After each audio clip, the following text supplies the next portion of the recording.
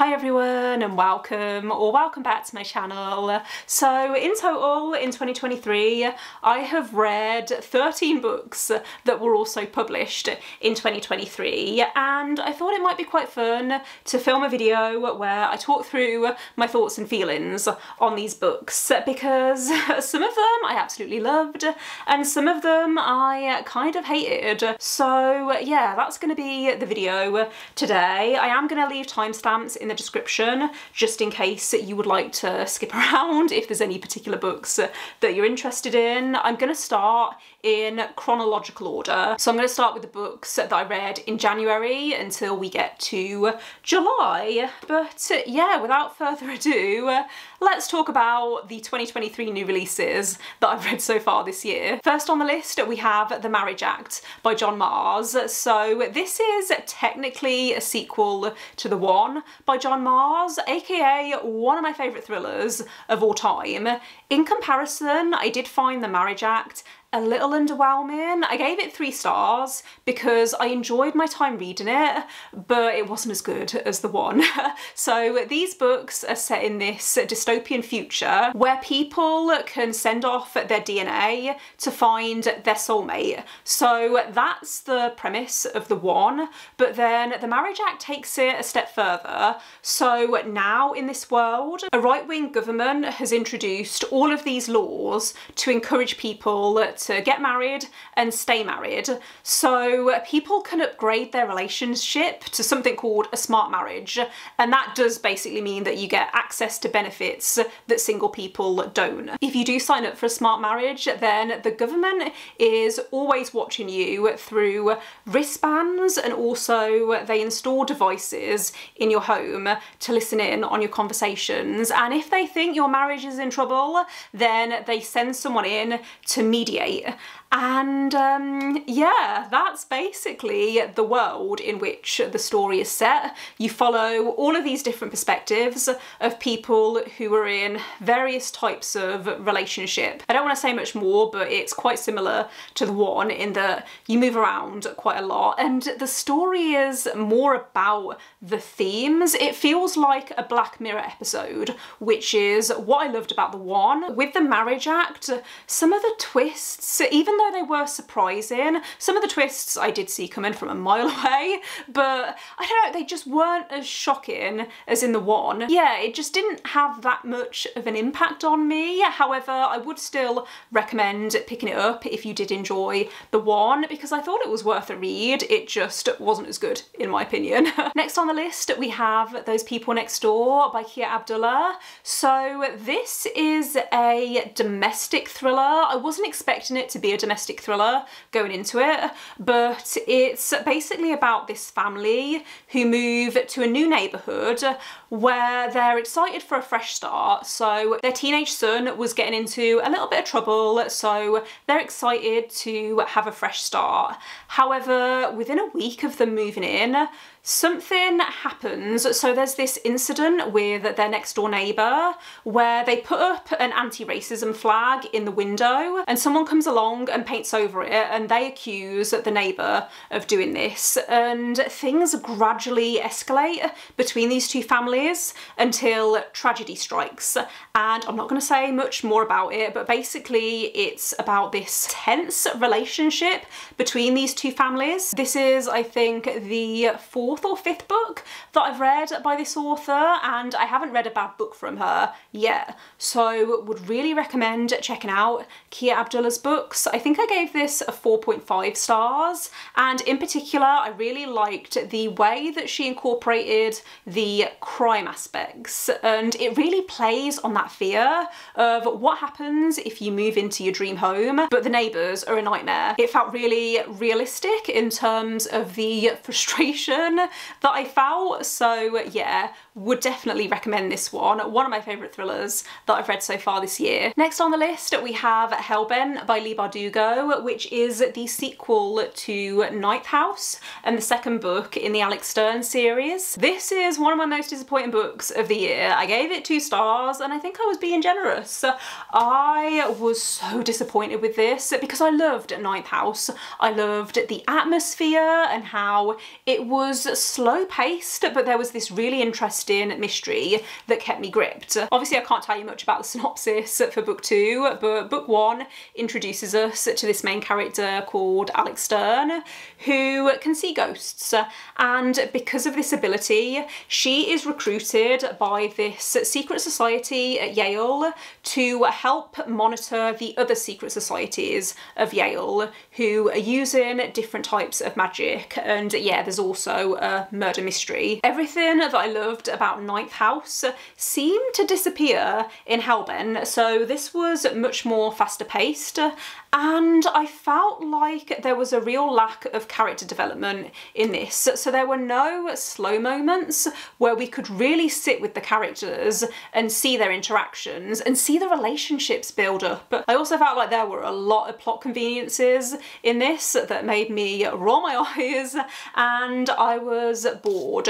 So yeah, I haven't decided yet if I am going to continue the series. I think if it's a trilogy, then I will read the last book. I actually saw Leigh Bardugo back in January, I think, on the tour for Hellbent, and I know that this series was cut down quite a lot. I think it was meant to be 6 books and it's now going to be much shorter, and it felt like this book was originally meant to be a lot longer. So maybe that's why I had a few issues with the pacing, but yeah, one of my most disappointing books of the year so far. Thankfully this next book didn't turn out to be a disappointment, otherwise I think I would have cried. But next up we have The Adventures of Amina Al-Sirafi by Shannon Chakraborty. So Shannon Chakraborty wrote the Daevabad trilogy, which is one of my favourite fantasy series of all time, and I think this also has potential to be a favourite series. I really enjoyed this first book. I loved how we're following this older female main character who's not really that old, she's in her 40s, but she was a pirate back in her youth and she's since retired. However, she's forced out of retirement when someone approaches her and asks for her help, and it's this whole story of getting the gang back together and going on this nautical adventure, and I just loved Amina as a main character. I also loved a certain other character who was introduced in this book, and I'm really excited to see how their relationship plays out. It's one of those where I gave it 5 stars, however I think there's potential for me to love other books in this series even more. I thought the world building was done really well and it just had that magical feel to it. It's interesting because the tone of this and the writing style is very different to the Daevabad trilogy. So this is more fun, whereas the Daevabad trilogy is quite serious and the stakes feel high and it's very political, whereas yeah, this was just a fun time.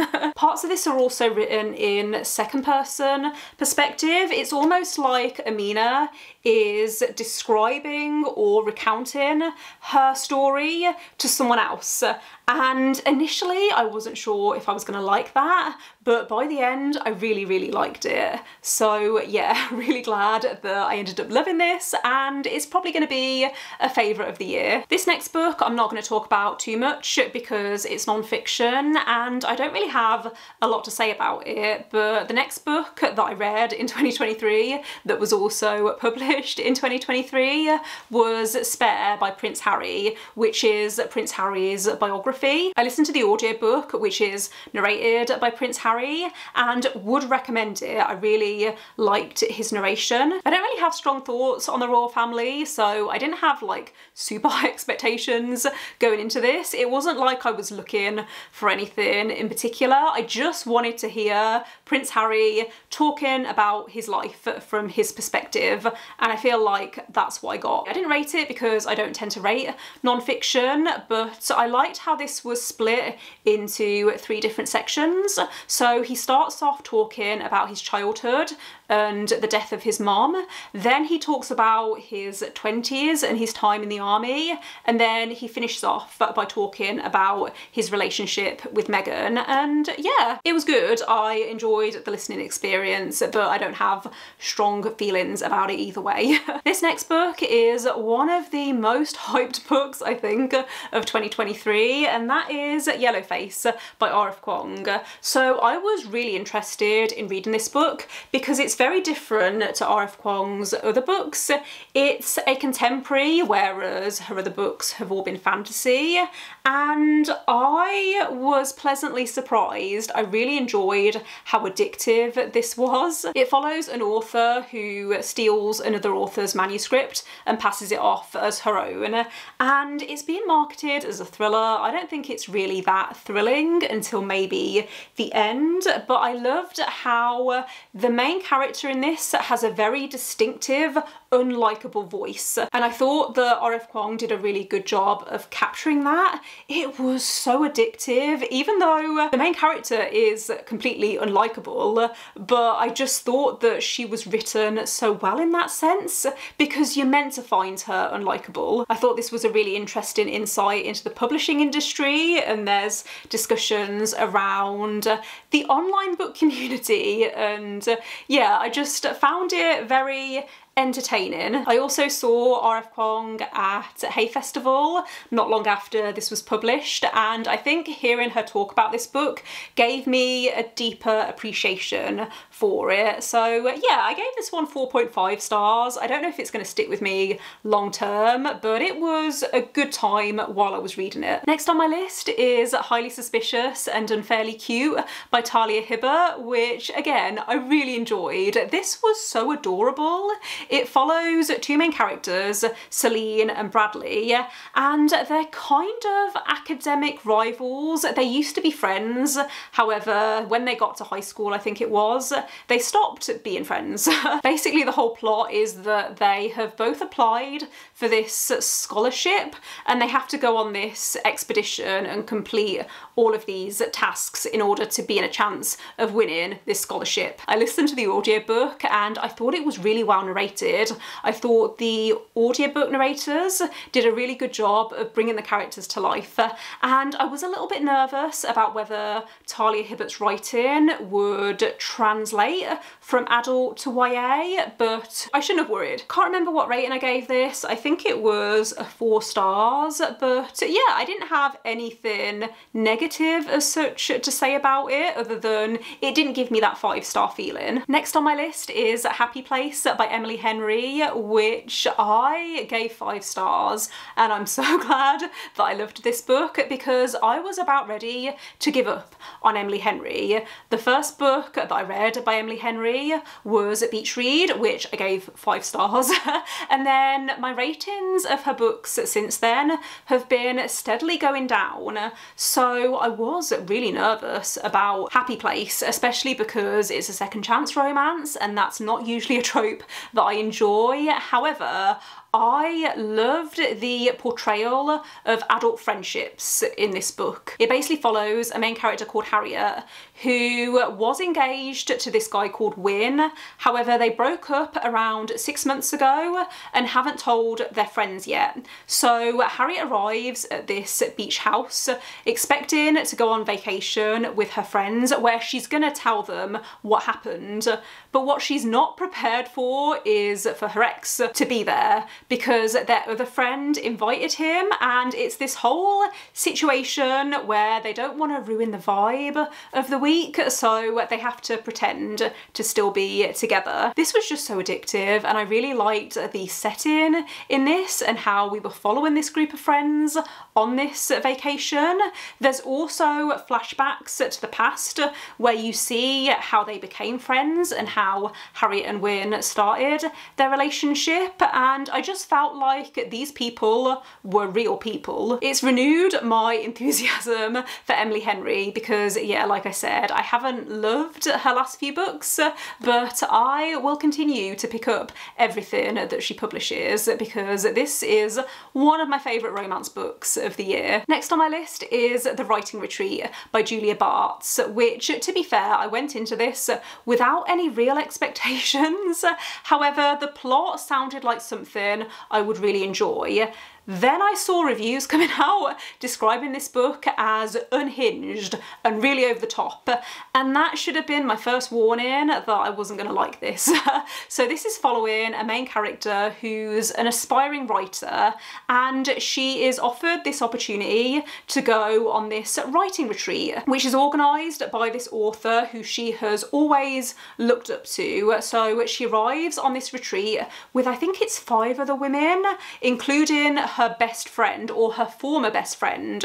So something happened a few years ago and they haven't really talked since, so straight away there's that tension between them, and I really liked the setup for this. I thought the atmosphere was done really well, but then it started to go off the rails and it turned into the kind of thriller that I just don't tend to enjoy. Liked the idea but didn't love the execution, and also there were parts of this that were deliberately uncomfortable, and I thought that was done really well because it achieved what it wanted to achieve. I just didn't personally enjoy it. So yeah, I gave this like a 2.5 stars because I did like the audiobook. I just didn't like the direction that the story went in, and I didn't love the ending either. This does have lots of queer rep though, so I would recommend it if you're looking for a thriller that does have sapphic representation. Next up we have Dragonfall by LR Lam, which I believe is published as adult fantasy.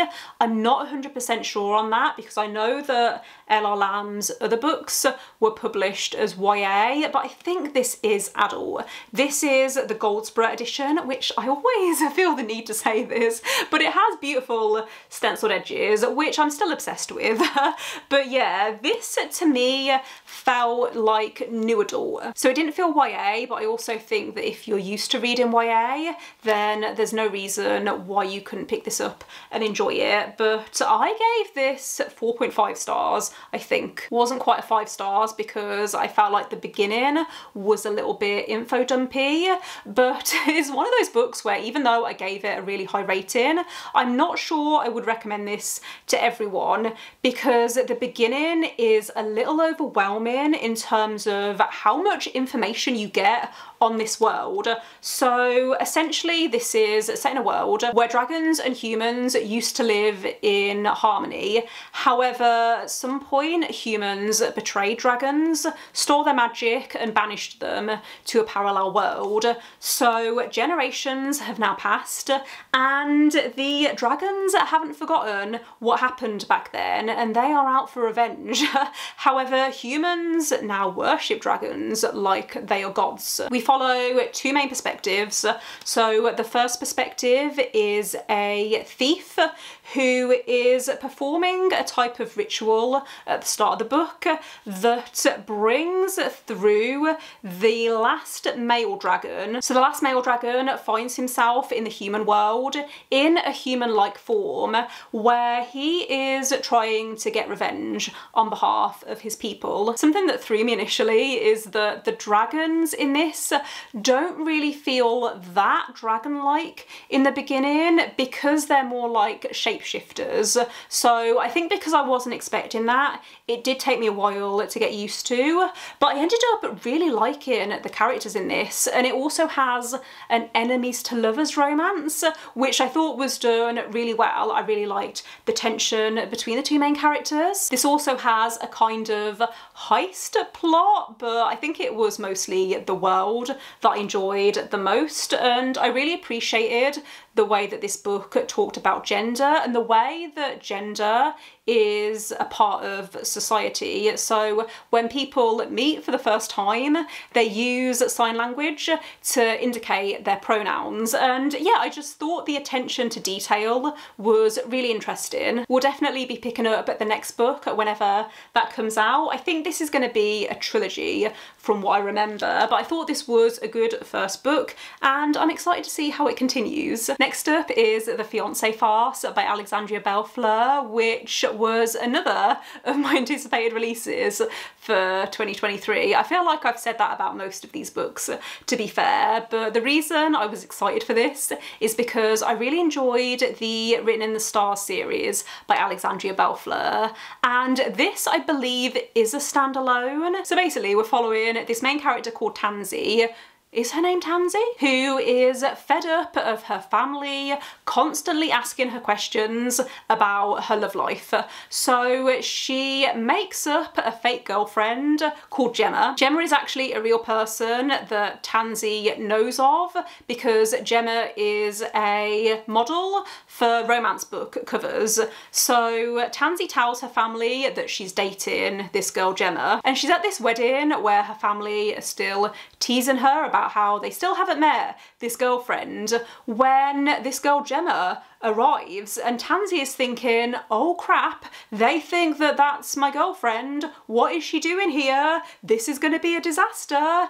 And it turns out that actually things are going to be okay because not only does Gemma go along with this lie, but she announces that they just got engaged. It turns out that Gemma needs to get married soon in order to inherit her grandfather's business. So they enter into this fake marriage agreement, and yeah, it's just a really cute story. I thought this was really soft and sweet, and yeah, I really liked the two main characters. I thought some of the side characters could have done with a little more development. I got a little bit bored in the middle as well because this has very little conflict, and I actually think if you're looking for a sapphic romance that doesn't have that much conflict, or where the conflict that there is makes complete sense, then I would recommend this one. Gave this one 4 stars. I can't remember if I mentioned that, but I do also have a reading vlog for this book, which I will try to remember to link in the description and in the cards. Moving on to some thrillers, and next up we have The Last Word by Taylor Adams. So Taylor Adams wrote No Exit, which I read a few years ago and really enjoyed. I really loved the tension and how fast-paced it was, and I was hoping for something similar from The Last Word, and thankfully it delivered. I read this quite recently for Summerween, so again, I'll try and remember to leave that vlog linked, but I loved how this straight away throws you into the action. So we're following this main character who, for reasons, is staying in this isolated house where she spends a lot of time reading cheap Kindle books on her Kindle. And after reading this one particularly bad book, she leaves a 1-star review, and this author replies to her, and they have a little bit of an argument where she refuses to delete this review, and initially she forgets all about the interaction until a couple of days later when she begins to suspect that she's being stalked by this author. I think what I liked most about this book was how it felt very self-aware, and it almost felt like satire. Would really recommend this if you like a good cat and mouse thriller. I gave it 4 stars because I started to lose interest towards the end, and I think it just took it a little too far for my personal taste. But yeah, this was a really quick read as well. I read it in less than 24 hours. The final book on my list is The Only One Left by Riley Sager, which I also read quite recently for Summerween. And this was another book that I was super nervous about because I have given Riley Sager books 5 stars in the past, but I've also given some of his books 2 stars. So every time he brings out a new release, I feel a little bit nervous because I don't know whether I'm gonna love the book or hate it. And thankfully, I really enjoyed this one. I don't think everyone's gonna love it, but it really worked for me. So this is about a woman called Kit who accepts a job working as a carer for this elderly lady who, when she was like 17, she was accused of murdering her entire family, and she still lives in the house where the murders happened. So straight away you're thrown into this creepy gothic atmosphere. I also love how the cover reflects the setting. So this house is set on this cliff top, and I just loved the atmosphere. I loved how this was slow paced, but I think Riley Sager's slower paced books work better for me. Generally speaking, I think if you liked Home Before Dark and Lock Every Door by Riley Sager, then there's a good chance that you're gonna like this one as well. I think I gave it a 4.5 stars because The ending wasn't the best in my opinion. I did like how it kept me on my toes and there were a lot of twists, but I also got a little bit of whiplash from just how many twists there were. So yeah, if you don't like books like that, this might not work for you, but it really worked for me, generally speaking. So that does bring me to the end of this video. Thanks for watching. If you made it this far, let me know in the comments, what is your favourite 2023 release that you've read so far this year? Don't forget to give this video a thumbs up if you liked it, and click subscribe if you would like to see more videos from me, but otherwise I will see you next time. Bye!